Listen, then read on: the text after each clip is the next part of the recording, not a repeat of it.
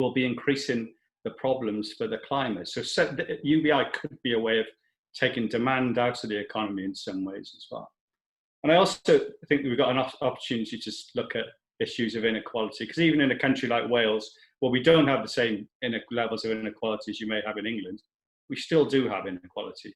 There are too many people with and too many people completely without. So we've got a chance to change things.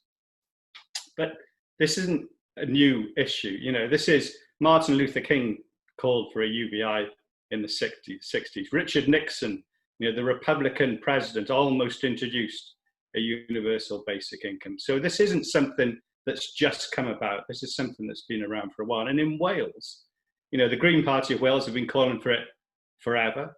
Jane Dodds, the leader of the Welsh Liberal Democrats, has been an advocate for the last 5 or 6 years. And Plaid Cymru have had it as a proposal. Mark Drakeford has says he liked the idea when he was finance minister and was interested in it.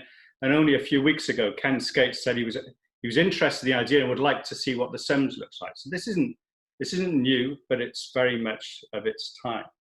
I have some concerns about when we talk about trials, and I worry sometimes that we set the level too low. I think there is an opportunity for us to treat this as a way of solving problems. And you look at what do you actually need to survive, and there's been some work done on the minimum income levels needed. And they talk about an adult needing £213 a week. So for a basic income to be truly emancipatory and actually enable us to choose different ways of living, then it needs to be sufficient. And I think sometimes we're in danger. If we just take a trial, it may solve some things, but it won't solve the real problem. Wales is an averagely wealthy part of one of the wealthiest countries in the world. We can choose to do this, but it means us changing the whole way we look at things. And I think that although trials, and I would support a trial, and I think, you know, this isn't I think, you know, the problem with poverty is a lack of money. You know, we can't beat around the bush. Poverty is simply a lack of cash. So to solve poverty, we need to put cash in people's pockets. If that means that we have to tax people who've got wealth more, then that's a discussion we have to have. And I think sometimes we try and treat UBI as different to the conversation about how we deal with wealth. And I don't think we should. I think we should have that full debate. Also, I was taken by a point that Hannah mentioned about the first time she heard about it was in a political philosophy debate. I actually don't think basic income is an economic issue. I think it's a philosophical issue. And I just, you know, we spend a lot of time talking about work. One of the things, if we were all meeting for the first time, the first thing we'd say is, what do you do? And I think we should start to think of ourselves as not just being about work. Work doesn't make us. And when we, you know, take that last breath, it won't be, you know, who we worked for and what position we got to. It'll be other things. And I think this is a chance, and perhaps we've been given this chance and we should take it to think about work more appropriately. And this is where I disagree to some extent with a point that Sarah made, is that I worry sometimes that we look at what people do in the position when they had the furlough, when I asked them what they did, and we've got to try and do it in terms of productivity. Well, who are we to say what's a good use of other people's time? I think we need to start to challenge this preoccupation, and it comes from a puritanical past that isn't as appropriate as it is now to where we are now. And we need to start to say, well, actually, if people want to sit in bed all day, it isn't for us to criticize that. What we've got to be able to do, there is sufficient in this world, and it is abhorrent for us to say that some people can live with insufficiency. It's something that we in Wales could change. I think linked into that is your work isn't a route out of poverty. The fastest growing cohort of poverty in Wales is where there are 2 adults working in a household. The second fastest growing cohort is when 1 adult's working, and the third fastest, and it's still the biggest, is when nobody's working. So work isn't a route out of poverty in the way that it was. So we need to start to dismiss those things. And I suppose the last thing, and just to finish on, is just to say that a lot of jobs that we do, David Graeber wrote a book, BS Jobs. You can work out what the BS is. I appreciate this may go further. There may be children in the audience, so work that one out for yourself. But a lot of people do work that serves no purpose. You know, we've had so many people not working in this time, and we're still here. We can still get food. We can still get things. We may not be able to get things in the way we did, but things haven't collapsed. And you question, you know, Rishi Sunak described the UK economy as and he's right, a consumption-driven economy. Essentially, we buy things we can't afford with money we don't have, can't afford it, and to impress people we don't like. And it's a lot of stuff we just don't need. This is a chance for us to rethink some of those things. This is why I think Hannah's point about philosophy is much more important than just treating it as an economy issue. You know, let's think bigger about this. Let's make sure that it's something that changes Wales. And actually, you know, Jack, your point about where this country is going and where communities like Alyn and Deeside are going, this is worrying. We're in a point of where we should be concerned about it, and we shouldn't be afraid of being bold, because in the 30s, it took, you know, 8 years before they actually delivered the New Deal that stopped all those people being in poverty. By that time, millions of people had starved, millions of children had grown up with any hope. If we want to be change makers, we need to be bold and get ahead of this issue. Thanks, Jack. Thank you, Mark. As always, extremely interesting and points well made. I just before we open up to the audience, just perhaps some questions and some comments of their own, I'd like to pick up on a couple of points you said. Yeah, one of them was, in essence, a work-life balance, and I think you're right. You know, we should be allowed to go to work and do our jobs, but we shouldn't be defined just by that. And you know, I believe a UBI, and it comes back to the shorter working week, of allowing you that freedom to go and explore what you want to do. And I think that brings you into what Sarah said, and understanding about what happened in furlough, because perhaps, and I'm certainly no expert on this, but perhaps there's more of a reason behind. Mark, you mentioned about perhaps someone stayed in bed and watched those box sets or carried on, and we shouldn't have the right.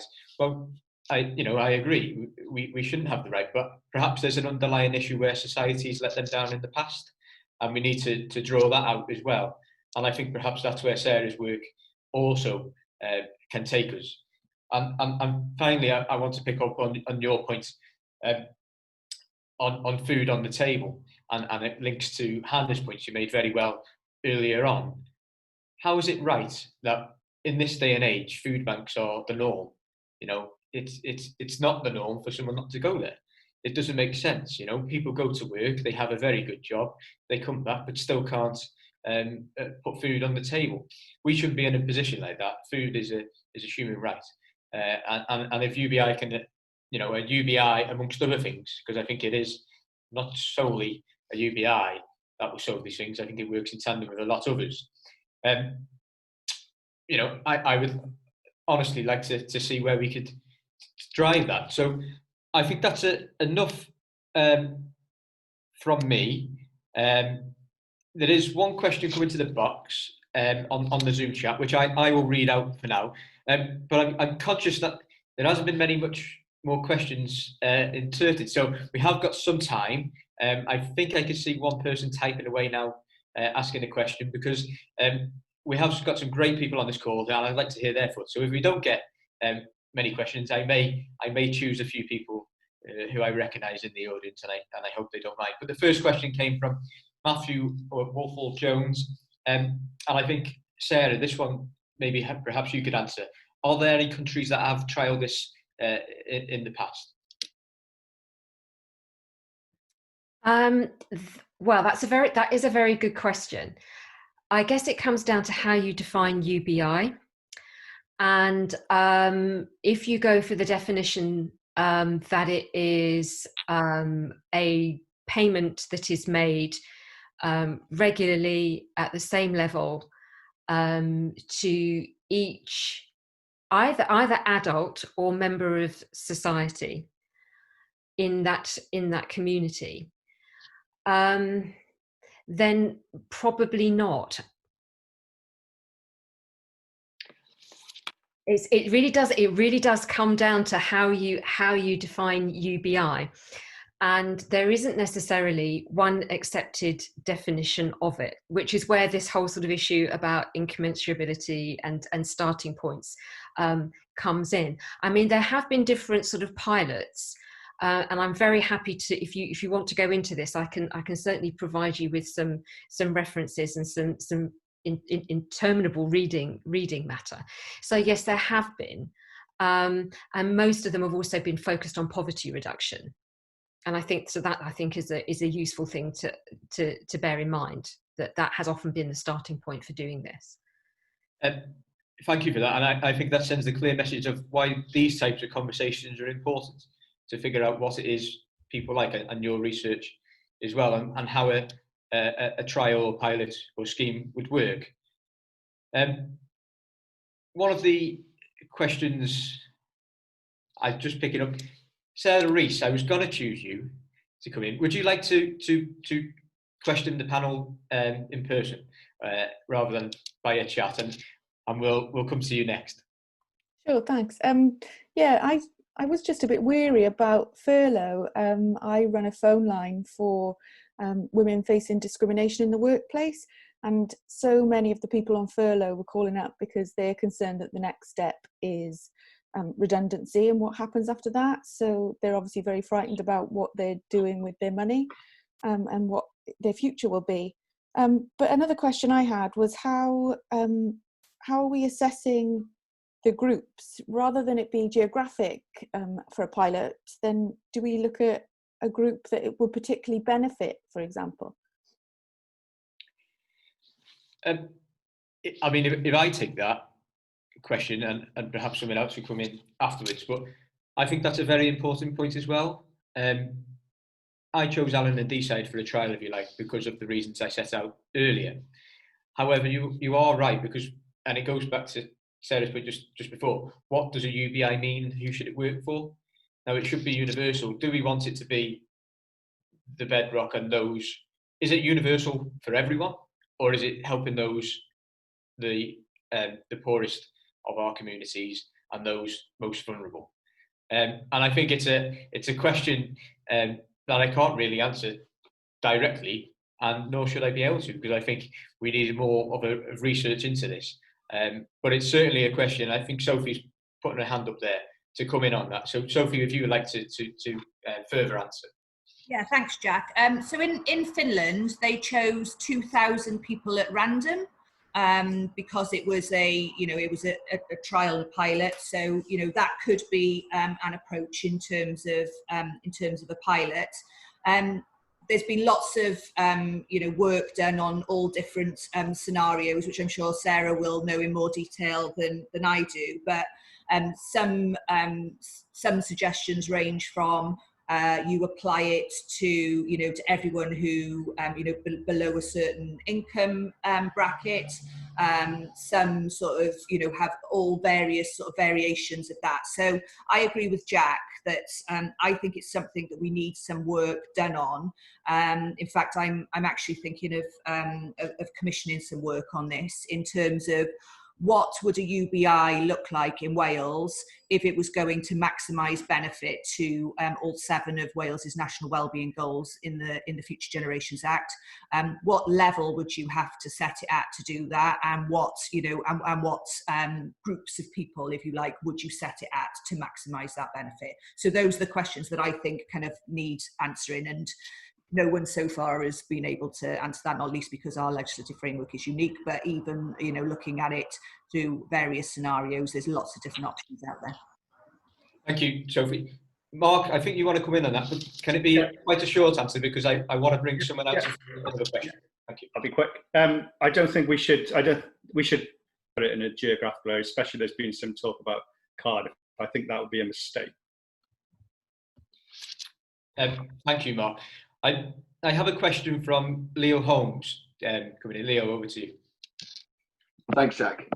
Just got a question for Sophie and Hannah. We've sort of seen, throughout lockdown, currently I think it stands at 650,000 people losing their jobs.